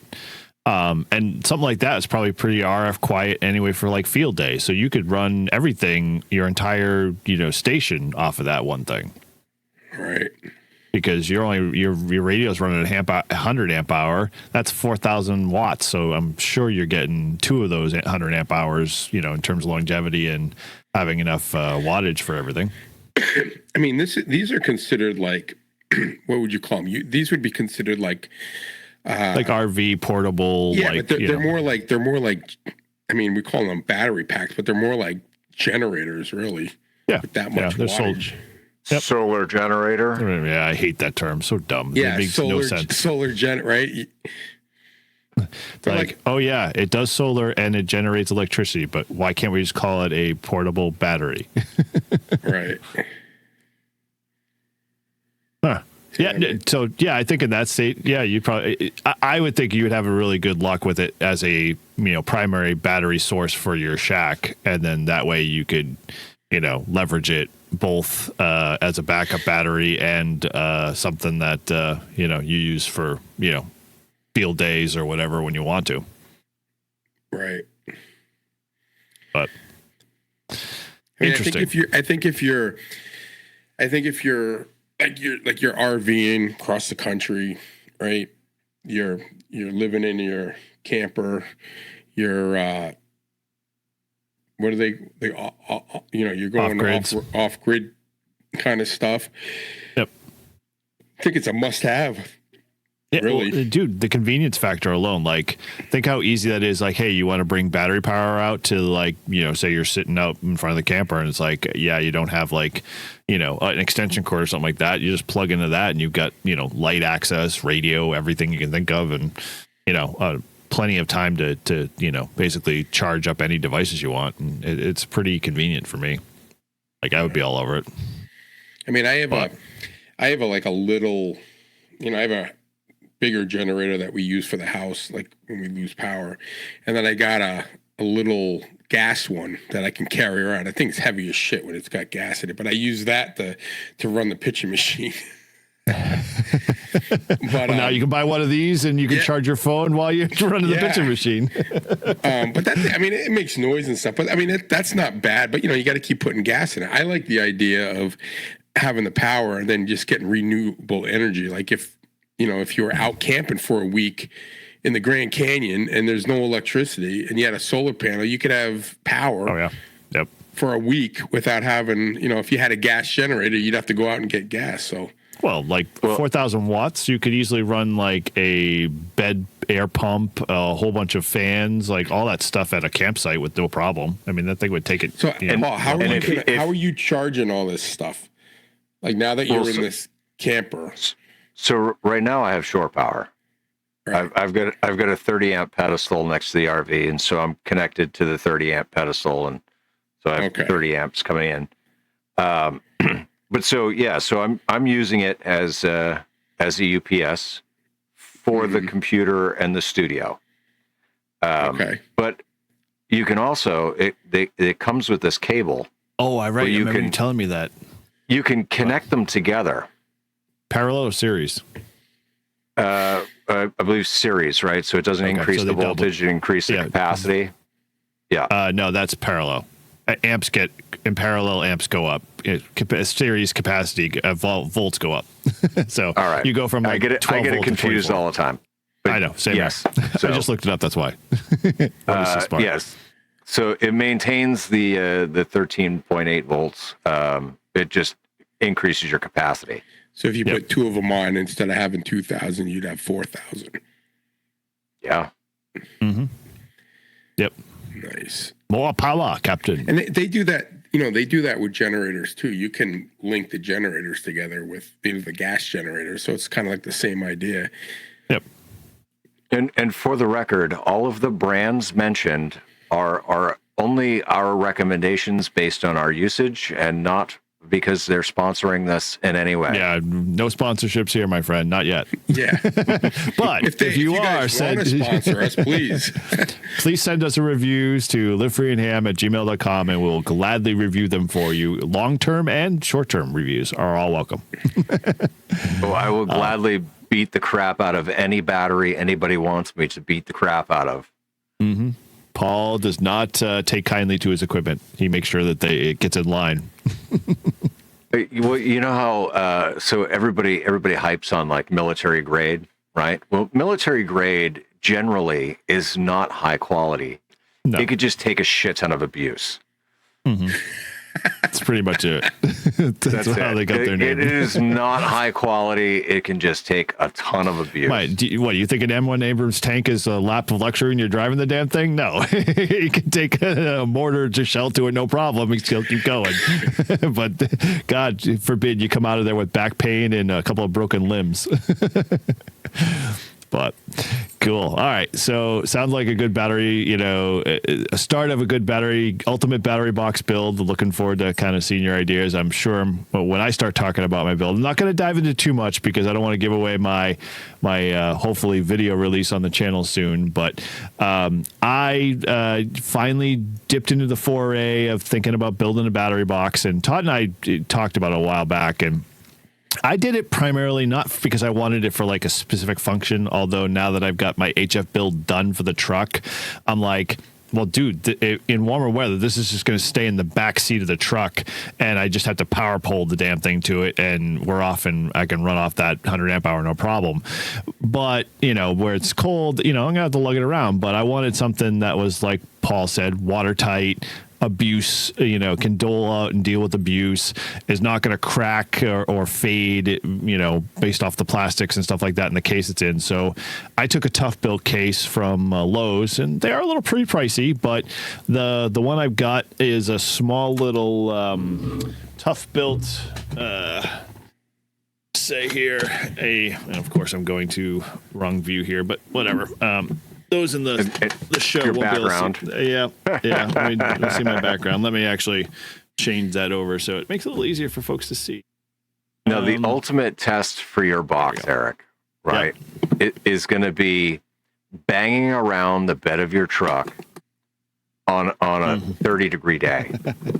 Yeah. Because let me tell you, I pulled a tote out of my truck the other day, and because the tote was so cold, it literally just shattered into pieces, a billion pieces. Yeah.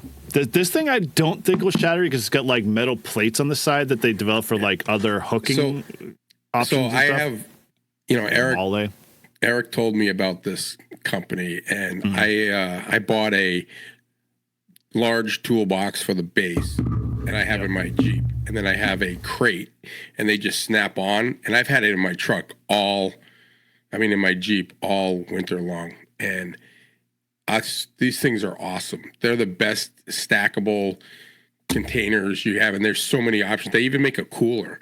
Like you can have a cooler that can snap on to it if you want, and you can mix and match and do whatever you want. So I basically have the toolbox, which is just like a big crate with a lid on it, and then I have an open crate, like a milk crate on top, but it snaps on. I throw all my baseball gear in that, and then if I need to get my tools, I just click the thing, it pops off, and then it's right there. But they're heavy duty. Like you could literally like throw that thing out your truck, and it'd probably still be fine. Oh yeah, it definitely is a pretty. It's pretty strong. It's the most heavy duty one I've seen. Like I've seen like the what a Craftsman makes them, and then you have like DeWalt makes them, and all those companies. Milwaukee. They all. This one by far of all the ones I looked at, this thing is and that's the half one. So like you can. This is like a mini fridge kind of style, and so the case itself. Power meter. So the drogue's in the front and it's upside down. Sorry, so no big deal there. But the one thing I love about this, it's IP65 rated. So this thing's gonna obviously have no problem being tossed in a lake and still stay dry. Although I have to seal the drogue to make that 100%. But I was like, all right, we're gonna spare no expense. And I wanted a cutoff switch, so I put in a 50 amp cutoff switch. So I don't have to worry about draining the battery with all the sundry parts. Solar. And then I've got 4 USB all on their own fused. And then this is a current USB, which is going to be changed out to PD power.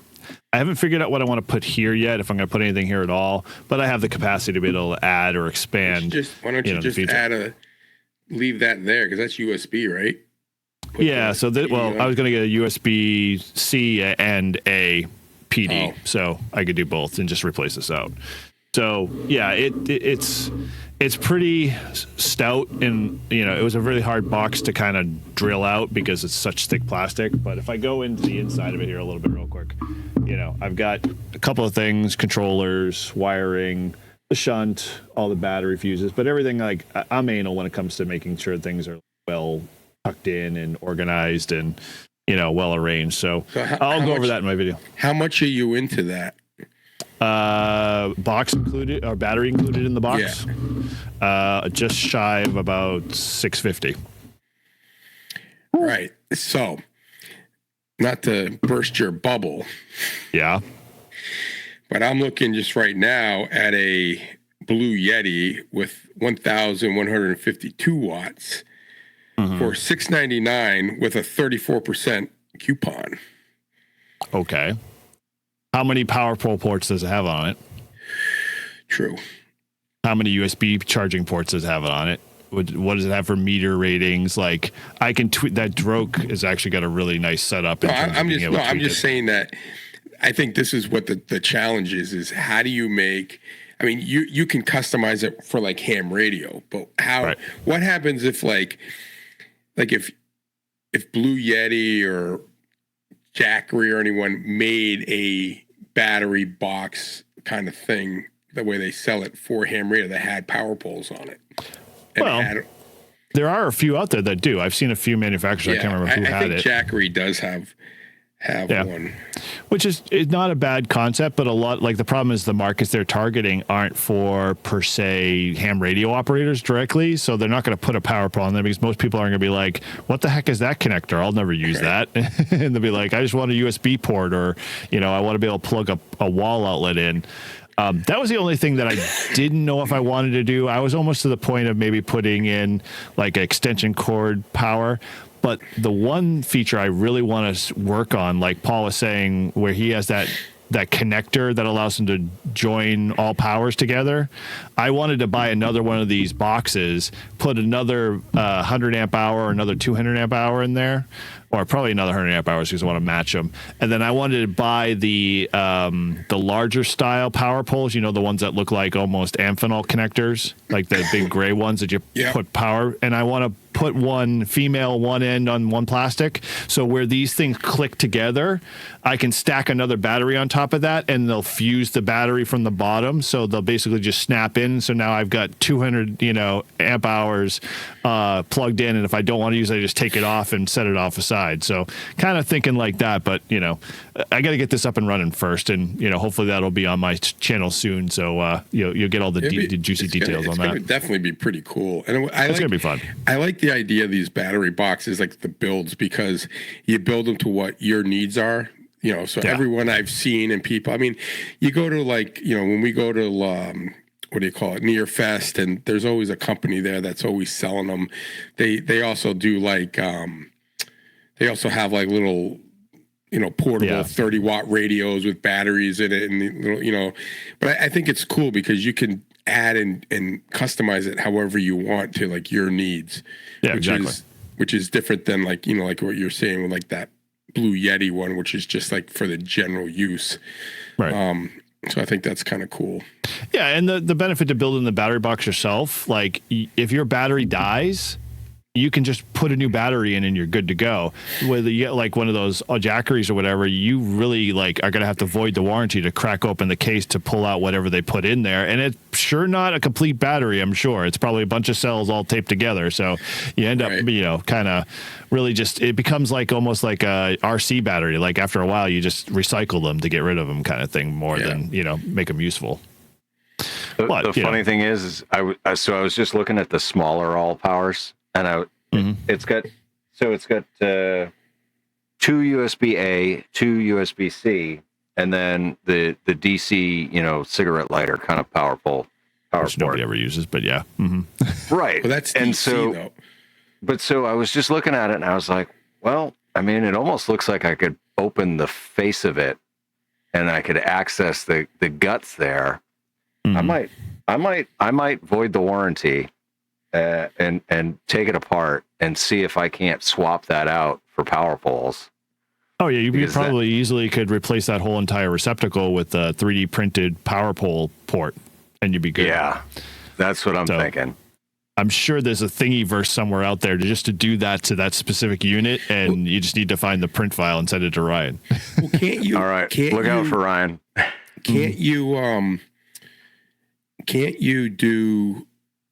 Couldn't you plug in the cigarette lighter thing and have one in the cigarette lighter, the other in the power pole, and then plug whatever you need into the power pole? What do you mean?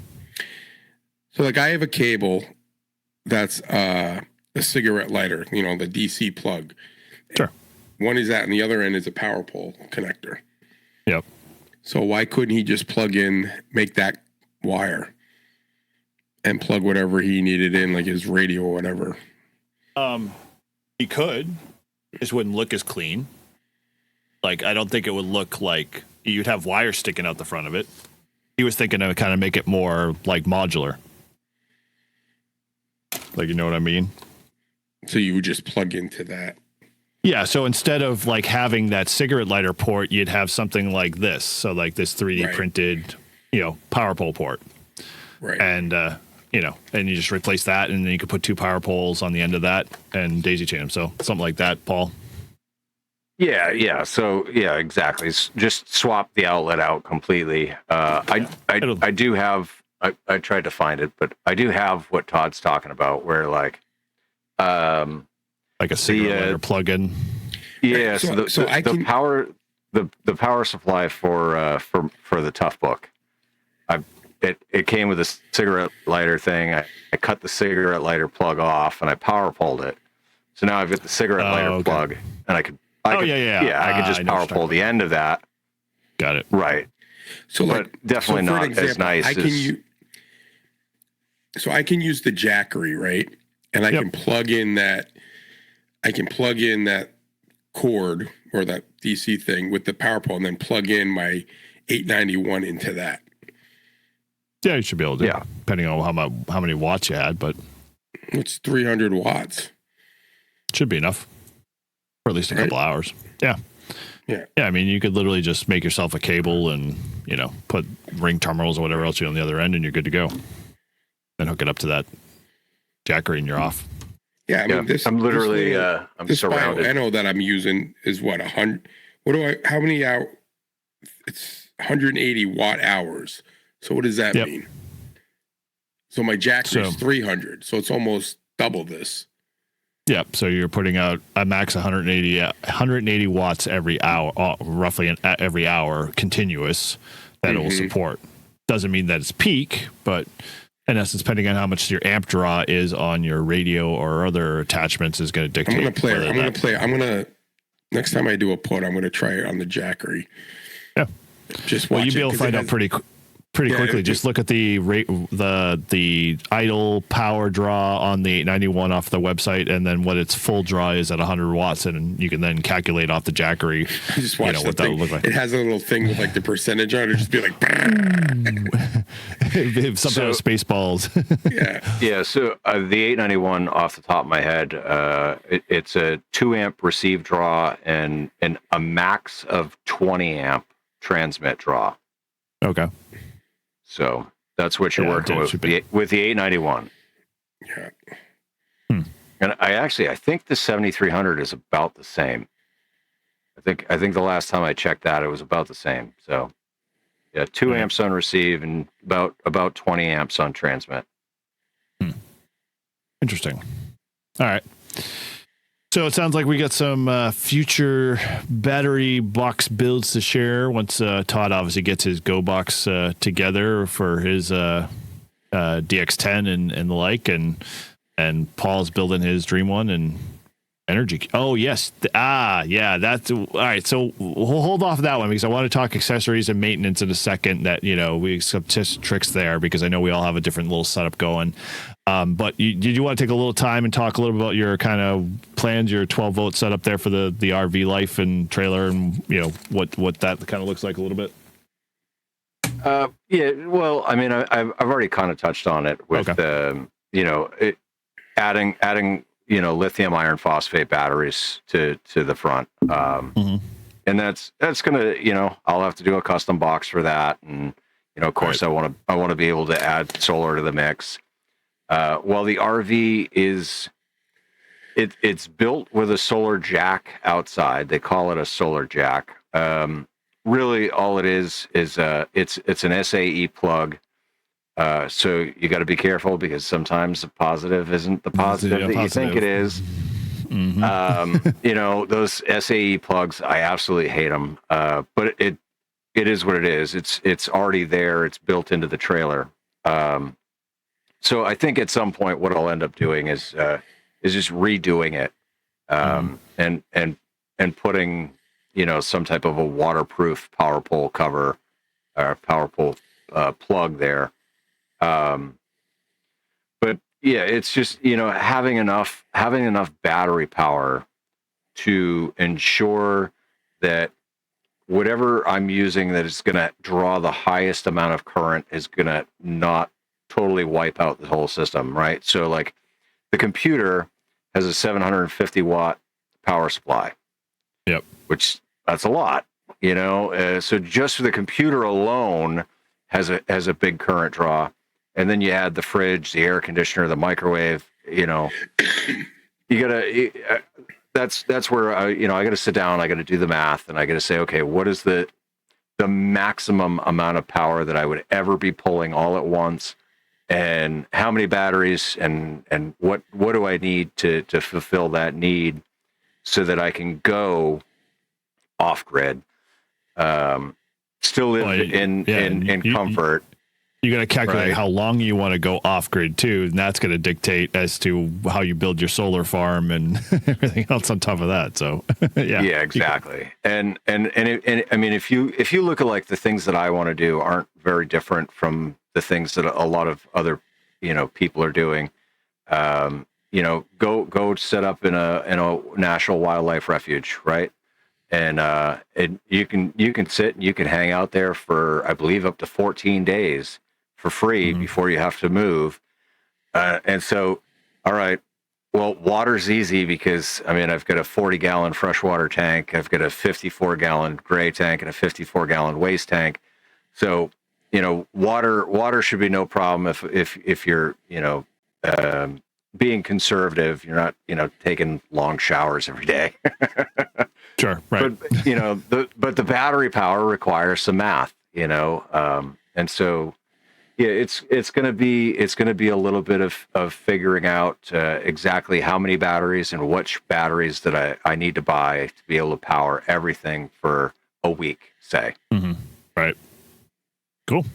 Well, we'll look forward to your research and input and sharing that whole process for sure, because I think I look forward to it, because it always, now that I'm building battery boxes, it's like a little bit more familiar now, and all of my electronics kind of like nervousness of like, oh, did I hook this wire up wrong, and why can't this follow, and how does electricity follow the path to ground kind of deal, all came back to me once I started building the box. I'm like, dude, why was I so worried about like wiring wires wrong? It's simple, so all that being said is, it's interesting to see kind of how you come up with because I know you watch all the other like RV overlanding shows, and they're like, oh, we do an ornology setup and it's like $5,000 worth of maintenance equipment. And I was like, dude, you haven't even bought the batteries yet. Where the heck are you going to, I don't even have that type of budget to think about building, that much of a intense setup, but I get it.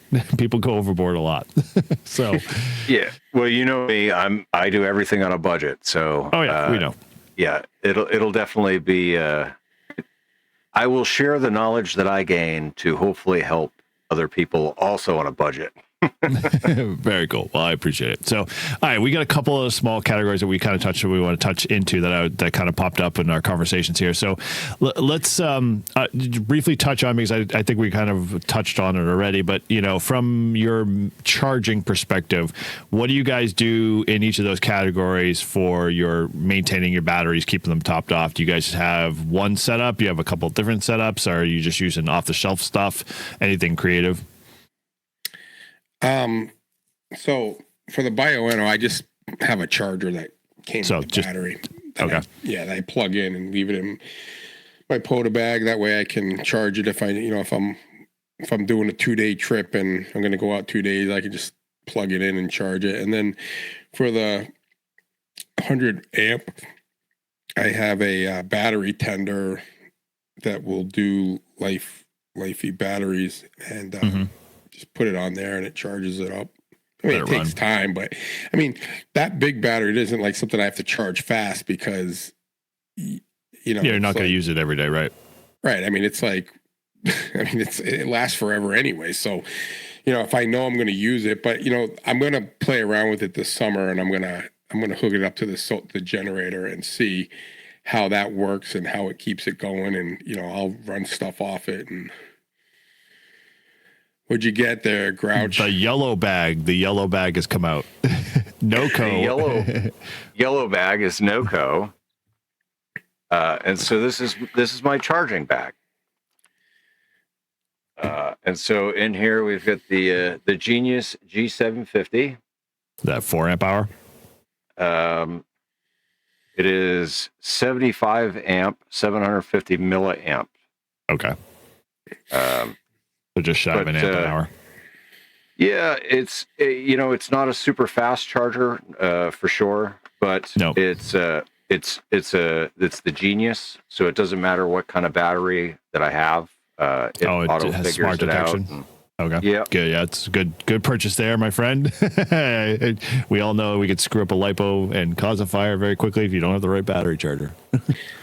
I can tell you guys the batteries for the lipos with the RC stuff. They've got the Horizon they put microchips in them, and they have a third little plug, and it basically you can program them to discharge when you want them to discharge, and they'll self-discharge.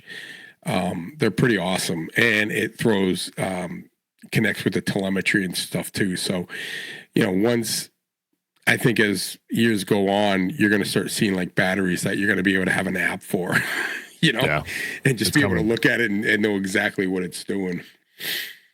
Cool. What you got?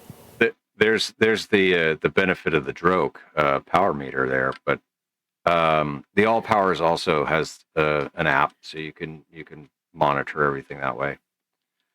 But on my list is that 40 amp hour charger.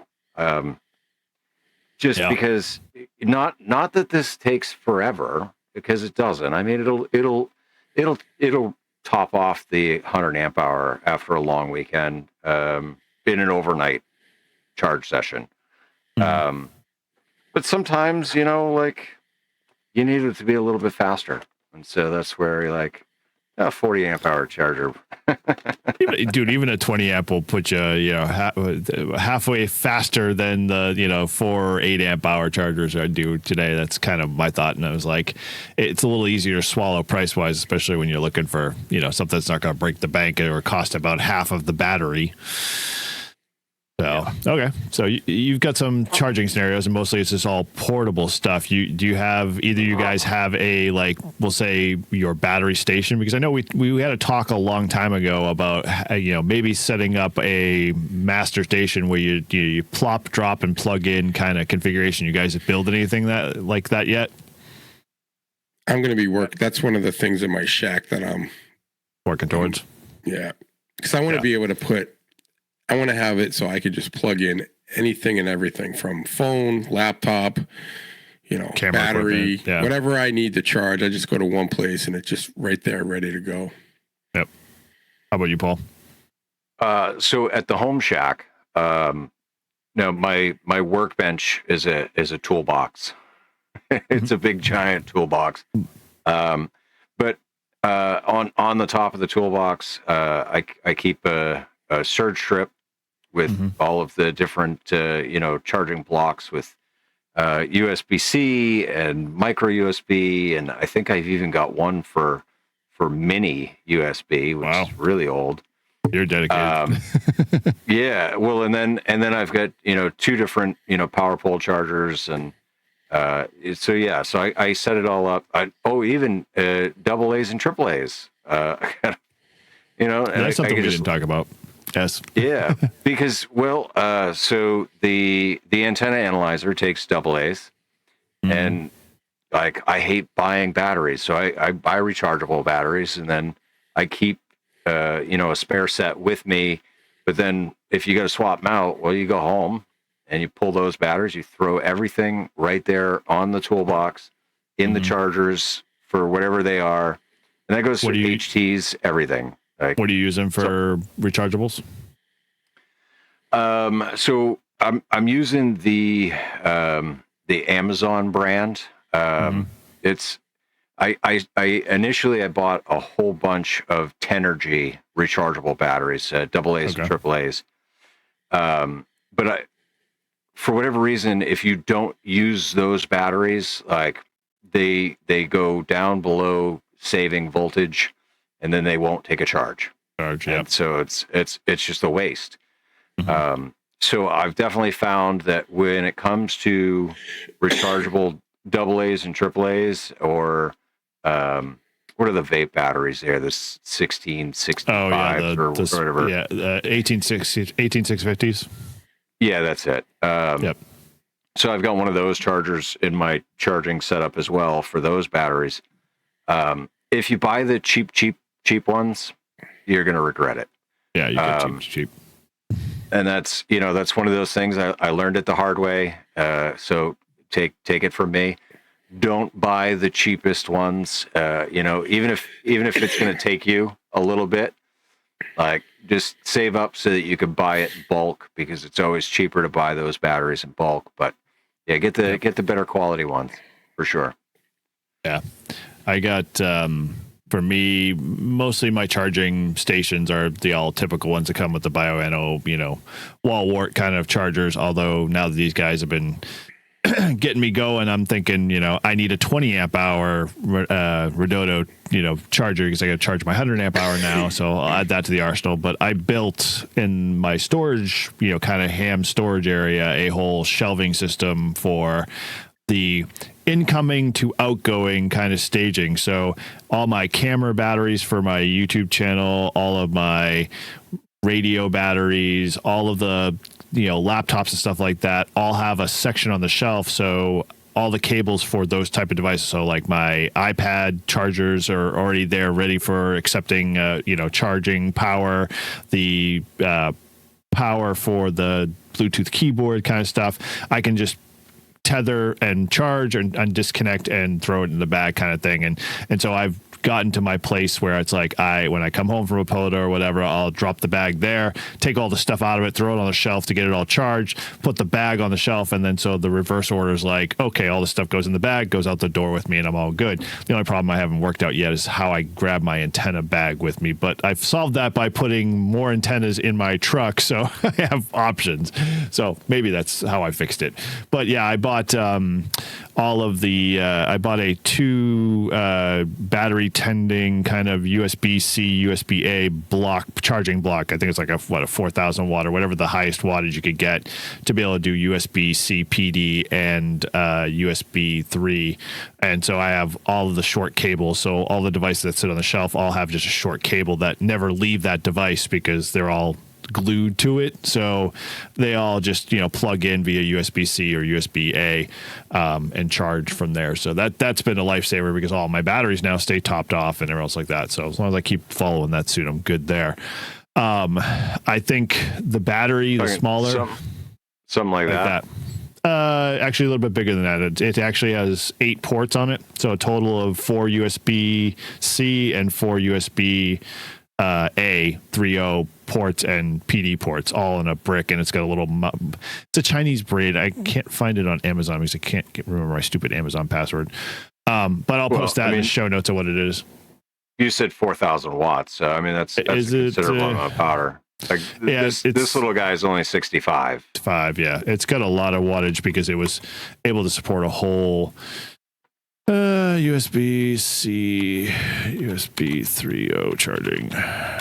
This is my soldering kit. Oh yes, is that the pencil? I went with Kaiwitz, but yeah. Okay, similar, kind of the same thing. It looks like this. Let me just screen share real quick. So on Amazon, it looks like this. So the block, not the pencil. Why are you showing me that? Oh, look at that. That's the Olight pen. That's not what I'm looking for. I love that pen. It is. Oh, I know why. Because I'm sharing in the StreamYard tab. Damn it. That's why. Anyway, but yeah, I'll post it in the show notes for folks if they're interested in what a charging station I'm using for that. But it's like kind of a USB multi-port block that does up to 400 or 500 watts, I think it is. So awesome. It has enough juice. Yeah, it's really good. I got it. It's a cheap Chinese knockoff, but it was highly recommended, and I got it for like a good Black Friday deal. So that solved the problem there. So all right, let's we've been humming along here, and we definitely got a whole lot more we could dive in here. But like most topics, we could just keep going.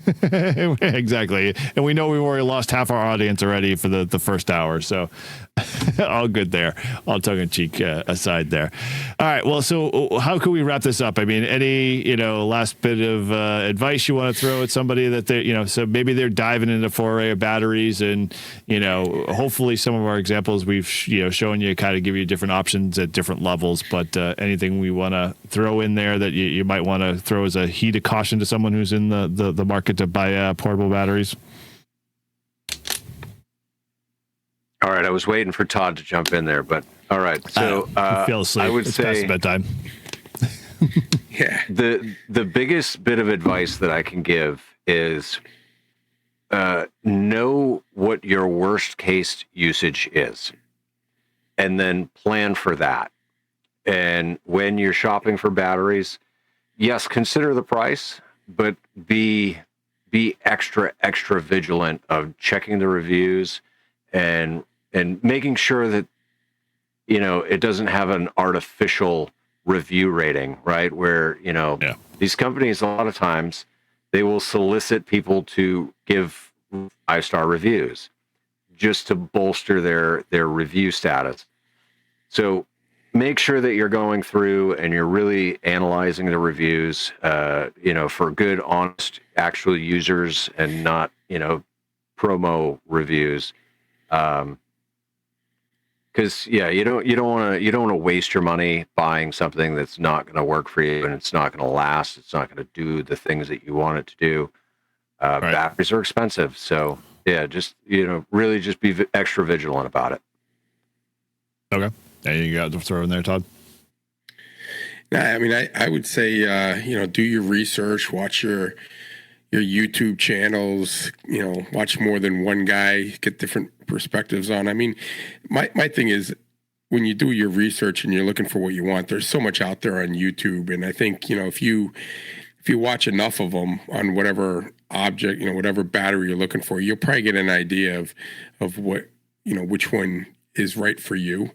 Mm-hmm. You know, and like Ryan always says, you know, buy once, cry once. So don't always go with the cheapest one. Right. You know, I mean, I guess you get what you pay for, because, I mean, you know, for you, Paul, I mean, you're looking at, like, this is going to be powering a lot of your important stuff that, you know, you don't want it to just die out after 3 months of using it. Like, you want to have decent batteries in it. And, you know, I don't have a lot of experience with batteries except when I'm flying the model airplanes. And I'll tell you, they're for 8 minutes at a time. Yeah, for 8 minutes at a time. And it depends. If it's cold, it's like half that. But anyway, there's difference with the brand, like with the quality, you know. So you'll see a deal, and you see some of it is, you know, some of it is like brand name and stuff. But I found good batteries by trial and error that are fairly, like for the planes, that are fairly cheap, that work better than the brand name ones. But again, that was me, and that was a lot of trial and error and buying a shitload of batteries, probably more than I needed to. But now I know like which batteries I like.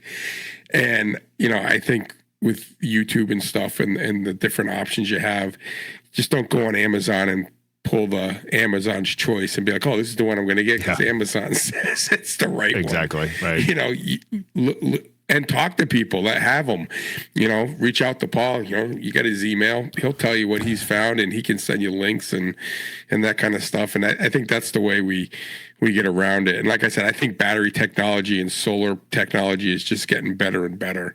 And I just think it's going to be, you know, in the future, I think we're going to be seeing a lot of these batteries running a lot of things and helping us get off the grid.